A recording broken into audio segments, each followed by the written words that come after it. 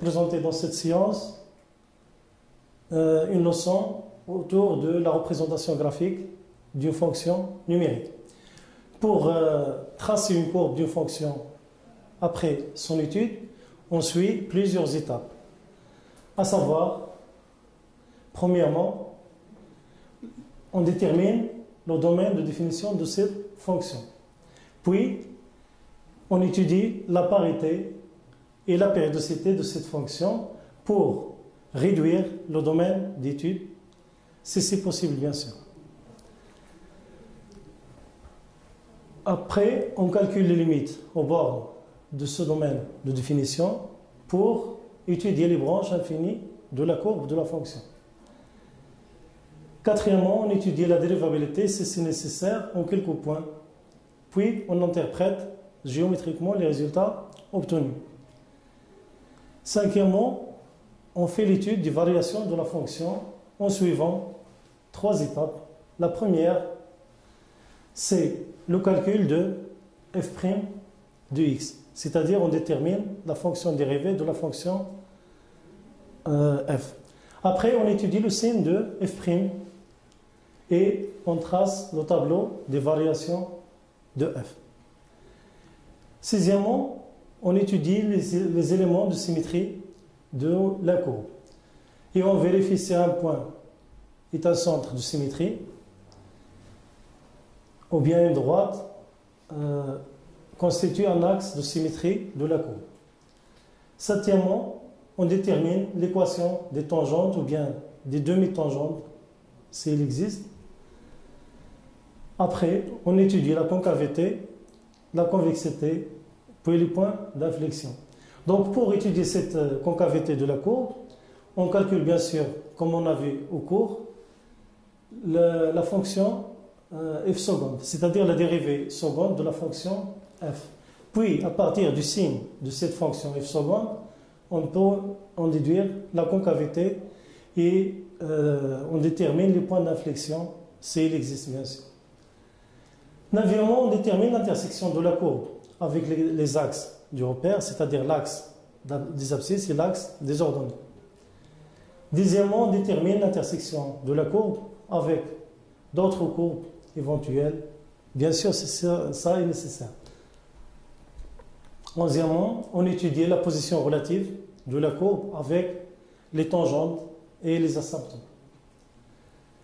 Puis finalement, et c'est ça notre objectif, on trace la courbe et les tangentes et les asymptotes de notre fonction. Ok, donc on va passer à l'étude d'un exemple sous forme d'un exercice. Voilà notre exercice qu'on va résoudre pour arriver enfin à la construction d'une courbe de notre fonction. Ok, donc passons à la résolution de l'exercice. Ok, donc on passe maintenant à notre exercice. Voilà, comme vous voyez, on a une fonction f définie par f du x égale à x au carré moins 4x plus 5 divisé par x moins 2. Ok, donc on a dit, la première des choses qu'on fait, on détermine le domaine de définition de la fonction. Ok, donc question 1, déterminer et calculer, déterminer le domaine de définition, puis calculer les limites au bord de ce domaine. Donc, d de f est égal, c'est l'ensemble des x appartenant à R, tel que x moins 2 est différent de 0. X moins 2 est différent de 0 parce qu'il s'agit ici d'une fraction, il faut que le dénominateur soit non nul, bien sûr. Ok, donc c'est l'ensemble des x appartenant à R, tel que x soit, oui voilà, différent de 2. Très bien. Donc on écrit d de f est égal à l'ensemble R privé de 2. Mais il faut écrire ce domaine sous forme d'un intervalle pour connaître les bornes du domaine de définition. Voilà. Donc, notre intervalle est moins l'infini 2, union 2 plus l'infini.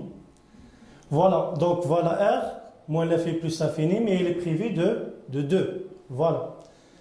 Ok. Donc, ici, on obtient 4 bornes. Donc, on doit calculer 4 limites en moins l'infini, en 2 à gauche, 2 à droite, puis en plus infini.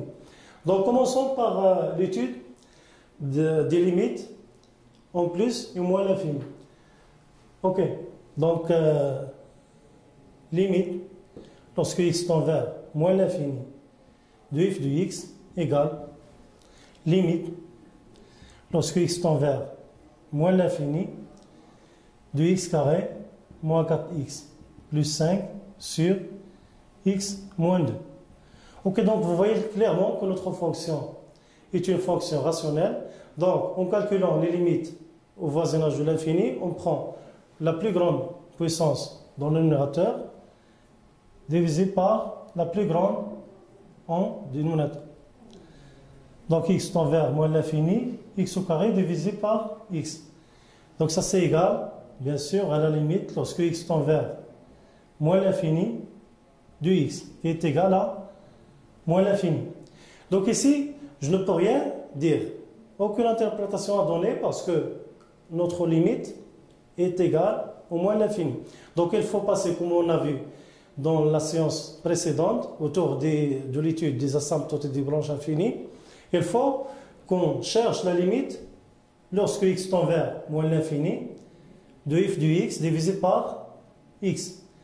Donc, ça va donner limite lorsque x tend vers moins l'infini de x carré moins 4x plus 5 sur x moins 2 fois 1 sur x. Parce que lorsqu'on divise par x, on multiplie par son inverse qui est 1 sur x.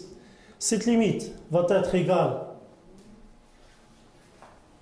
à x carré moins 4x plus 5 divisé par x au carré moins 2x. On développe x fois x carré moins 2x. Voilà, donc cette limite va donner, c'est la limite lorsque x tend vers moins l'infini de x carré, la plus grande puissance dans le numérateur, divisé par x carré, ça donne 1. Ok, donc en obtenant ce résultat 1, on a obtenu un nombre a. Donc il faut calculer la limite f de x moins ax. Donc ici, on doit calculer la limite lorsque x tend vers moins l'infini de f de x moins x.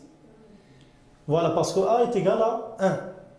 Et voilà, donc, c'est la limite lorsque x tend vers moins l'infini de x carré moins 4x plus 5 sur x moins 2 moins x. Ici, il faut rendre au même dénominateur. Donc, comme vous voyez, le dénominateur commun est x moins 2. Voilà. Donc, j'efface. Je garde toujours ma fonction. Et je garde le résultat que j'ai obtenu. Donc, j'ai obtenu d de f, c'est l'ensemble R prévu de 2. Ok. Donc, j'ai dit qu'il faut rendre ici au même dénominateur. Donc, j'écris égal à la limite lorsque x tend vers moins l'infini. Donc, le dénominateur commun, c'est x moins 2. Donc, c'est x carré moins 4x plus 5. Je multiplie x par x moins 2, donc ce qui va donner moins x carré plus 2x. Voilà. Donc, cette limite va être égale à la limite lorsque x tend vers moins l'infini. Donc, x carré moins x carré, ça donne 0. Moins 4x plus moins 4x plus 2x, ça va donner moins 2x sur x moins 2. En prenant la plus grande puissance, donc, j'obtiens la limite de moins 2x sur x qui est égale bien sûr à moins 2. Donc, j'ai obtenu un nombre réel. Donc, comme vous savez, lorsque f de x sur x dans 1 et f de x moins ax dans b, la courbe, voilà, admet une asymptote oblique. Voilà. Donc, je vais dire que CF admet une asymptote oblique d'équation y est égal à 1x, c'est-à-dire x, 1 fois x, plus b, qui est égal à plus moins 2, donc c'est moins 2. Donc y est égal à x moins 2, au voisinage de moins l'infini. Voilà, donc je note ce résultat ici, donc y est égal à x moins 2, asymptote. Ok, donc asymptote oblique au voisinage de moins l'infini. Et voilà, donc je passe à l'étude de l'autre limite, c'est-à-dire je calcule la limite au voisinage de plus l'infini.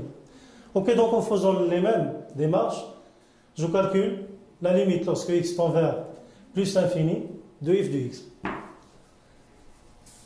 Donc j'efface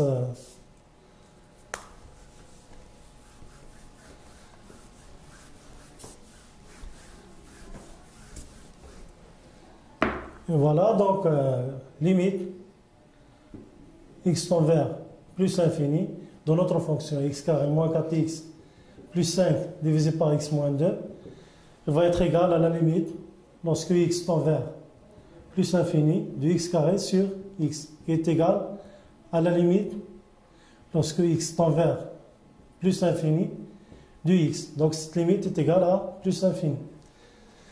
De la même façon, je ne peux rien dire, donc je passe au calcul de la limite lorsque x tend vers plus l'infini de f de x sur x de la même manière. Ce qui va me donner la limite lorsque x tend vers plus l'infini de x carré moins 4x plus 5 sur x carré moins 2. Voilà, de la même façon que tout à l'heure. Donc je multiplie par l'inverse de x, puis je développe. Ok, donc cette limite qui est égale à la limite lorsque x tend vers plus l'infini de x carré sur x carré qui est bien entendu égal à 1. Ok, donc je passe à la limite de f de x moins ax, ici c'est 1 moins x au voisinage de plus l'infini est égal à la limite. Donc en rendant au même dénominateur qui est x moins 2, j'obtiens x carré moins 4x plus 5 moins x fois x carré, voilà, moins x, donc c'est plus 2x au voisinage de plus l'infini. Donc cette limite va être égale à la limite au voisinage de plus l'infini de moins 2x sur x. Donc ça c'est égal à, voilà, donc moins l'infini, donc est égal à moins 2. Donc ici aussi il s'agit d'une asymptote oblique, donc je l'écris directement ici, asymptote oblique d'équation y est égal à x moins 2. Donc c'est la même asymptote au voisinage de moins l'infini et de plus l'infini. Voilà. Donc je passe maintenant au calcul des limites à gauche et à droite de 2. Voilà. Donc la limite lorsque x tend vers 2 de x carré moins 4x plus 5 sur x moins 2 est égale. Donc je remplace x par 2, donc 2 au carré c'est 4, moins 4 fois 8, 1 fois 2 c'est 8, donc 4 moins 8 c'est moins 4, plus 5 est égal à 1. Ok, donc la limite de x carré moins 4x plus 5 est égal à, donc lorsque x tend vers 2, mes 2 ici je prends à gauche, x tend vers 2 et x est plus petit que 2. Voilà, donc 2 au carré 4 moins 8 c'est moins 4 plus 1, ça donne 1. Et limite, lorsque x tend vers 2 moins 2x moins 2, ça donne 2 moins 2, c'est 0. Mais, comme vous remarquez, si on prend un tableau de signe de x moins 2, ok, donc x moins 2 s'annule lorsque x est égal à 2, à droite de 2, c'est positif, et il est négatif à gauche de 2. Moins l'infini plus l'infini. Donc ici, je suis à gauche de 2, donc c'est bien un 0 moins. Voilà. Donc par division de limite,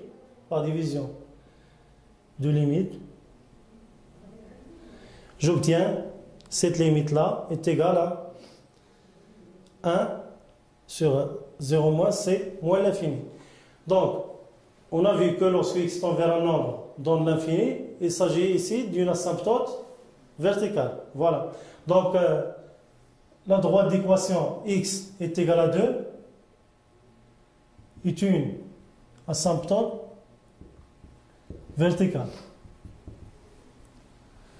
de la courbe.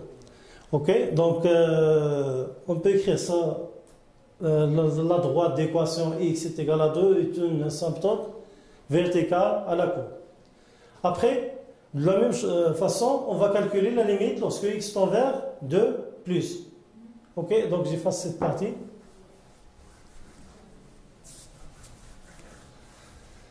Voilà. Ok, donc la limite, lorsque x tend vers 2 et x est plus grand que 2, de f de x est égal à la limite lorsque x tend vers 2. X tend vers 2, x plus grand que 2, c'est 2 plus, c'est-à-dire à droite. 2x carré moins 4x plus 5 sur x moins 2. Donc cette limite, ça va donner 2 moins 2, c'est 0. Et en remplaçant ici, on va obtenir 1, bien sûr. Et par division, on va obtenir plus l'infini. Car ici, il s'agit d'un 0 positif. 0 plus, à droite du nombre 2. Et voilà, donc il s'agit ici, on va dire que x égale à 2 est une asymptote verticale. Voilà, donc j'ai fini avec les asymptotes. Je passe maintenant à la deuxième question. Ok, je vais calculer le f', c'est-à-dire je vais déterminer la dérivée de f pour dresser le tableau d'évaluation de la fonction.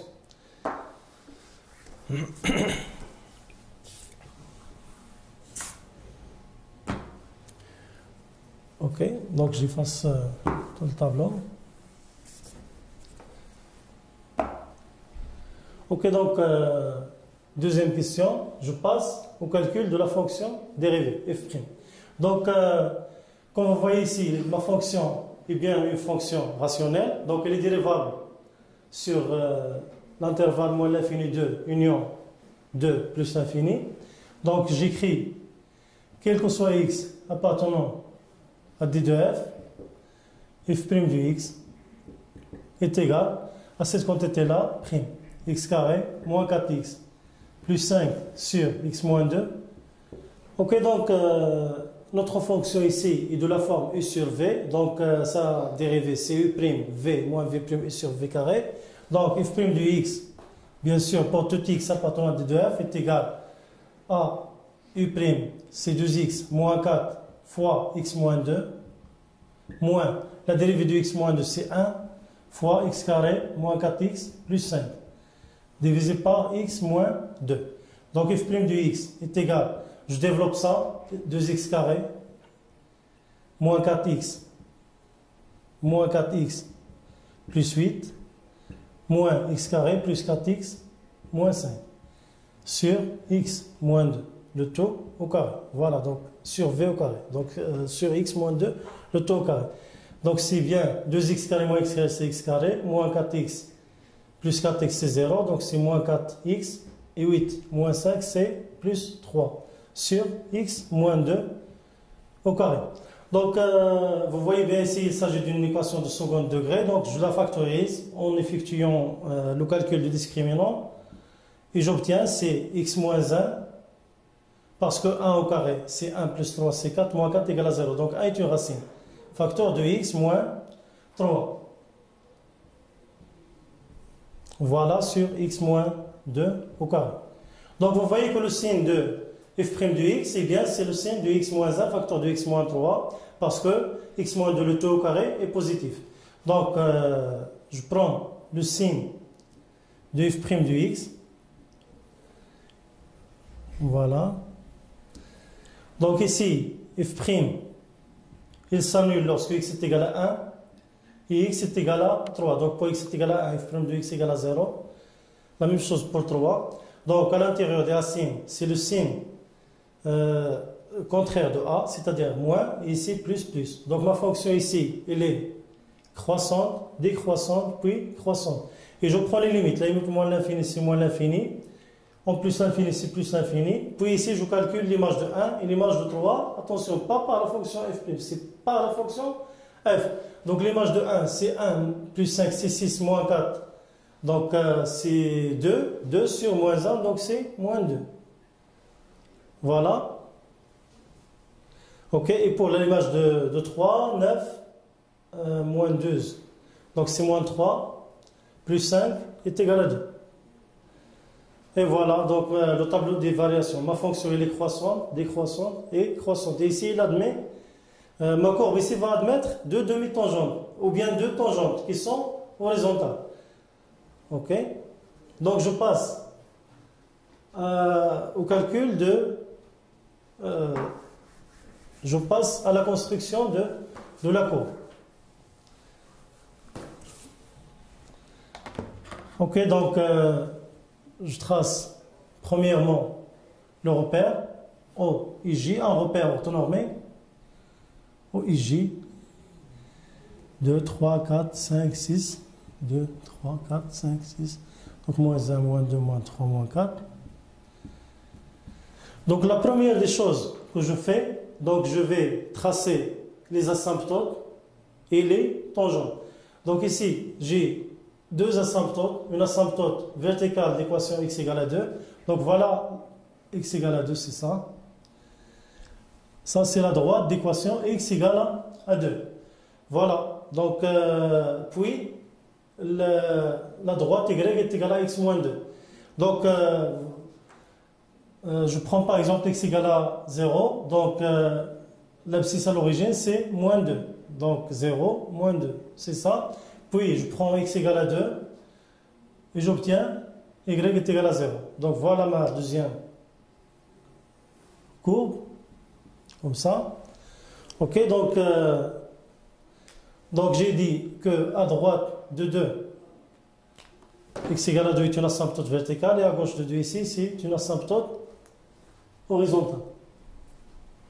Ok, donc vous voyez bien ici que ce point-là, I, de coordonnées 2, 0, il va constituer un centre de symétrie. Vous vous rappelez bien de comment on démontre qu'un point est un centre de symétrie. Donc f de 2a moins x plus f de x est égal à 2b.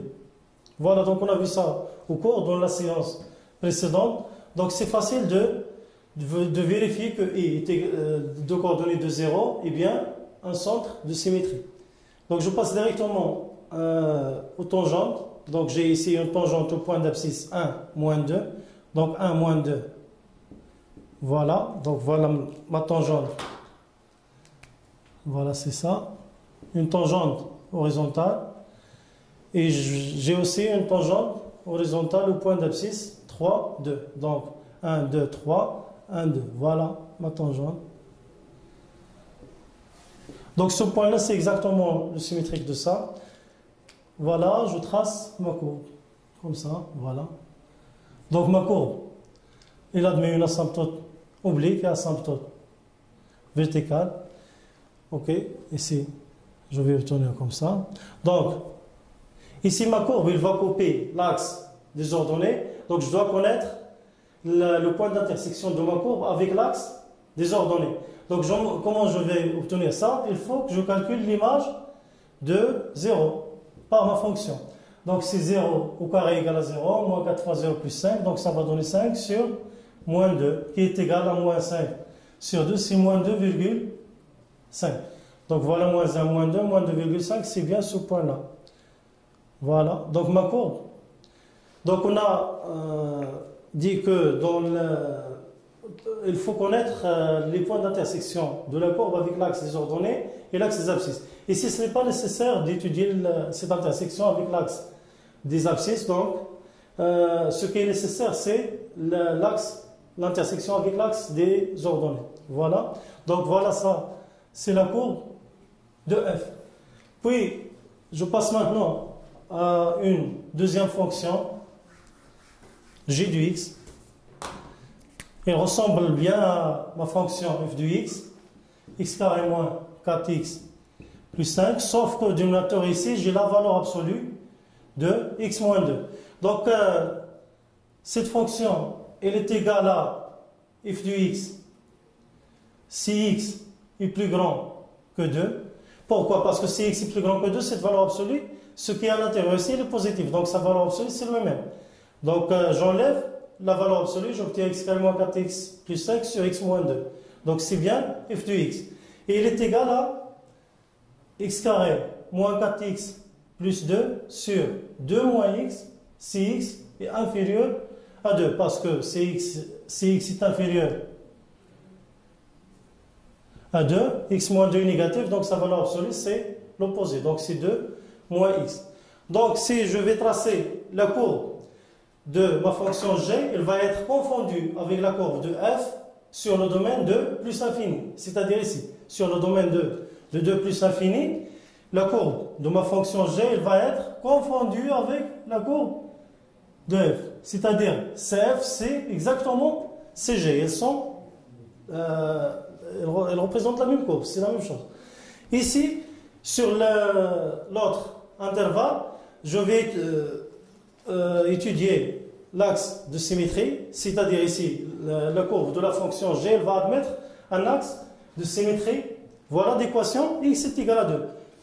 Donc, il faut revenir au cours pour savoir la règle, comment on calcule, ou bien comment on démontre que la droite d'équation x est égal à 2 est un axe de symétrie. Ok, donc vous vous rappelez bien de cette règle. Et j'effectue facilement les calculs. Ok, donc cette droite d'équation x est égal à 2 est un axe de symétrie de la courbe. Donc la courbe ici, elle va être symétrique par rapport à la courbe de g que j'ai tracée avec la couleur rouge ici, par rapport à la droite d'équation x est égal à 2. Donc le symétrique de ce point-là de coordonnées 3, 2 et le point de coordonnées 1, 2. Voilà. Donc ici, j'ai aussi une tangente horizontale de la courbe CG qui va être comme ça. Sauf ici que je dois connaître l'intersection avec l'axe des ordonnées. Donc je calcule encore l'image de 2 par la fonction, l'image de 0 par la fonction g. Donc g de 0, il est égal à 5 sur la valeur absolue de moins 2, qui est égal à 5 sur 2, donc c'est bien 2,5. Donc 1, 2, 2,5. Donc ma courbe, il va couper l'axe des ordonnées à ce point-là, mais il va admettre une asymptote oblique, qui est le symétrique de cette asymptote-là. Voilà. Donc, elle va être d'équation. Donc, je vais la tracer. Donc, le symétrique de ce point, il est de coordonnées 3, 0. Donc, l'autre point, il va être de coordonnées 1, 0. Voilà. Je prends le symétrique d'un autre point. Par exemple, ce point-là, il est de coordonnées 0, moins 2. Donc, son symétrique par rapport à l'axe x égale à 2 va être de coordonnées voilà, de coordonnées 4, moins 2. Voilà. Et je trace cette courbe, ou bien cette droite. Ok, donc il faut que je la fasse d'une façon exacte. Donc je prends ma règle et je trace ça. Donc j'obtiens une droite comme ça. Et voilà ma courbe. Voilà. Donc vous voyez bien qu'il y a une symétrie ici. Ok, donc je vais vous montrer cette courbe. Elle est faite par un logiciel, GeoGebra, voilà. Donc je passe pour vous montrer cette courbe. Là voilà. Donc voilà la droite que j'ai tracée ici. Voilà. Donc la courbe que vous voyez en vert, c'est la courbe de f. Elle est symétrique par rapport à ce point. Et la courbe en bleu, c'est bien la courbe de la fonction g. Donc, je vous remercie pour votre attention. On se verra, Inch'Allah, dans une autre séance et un prochain cours, Inch'Allah.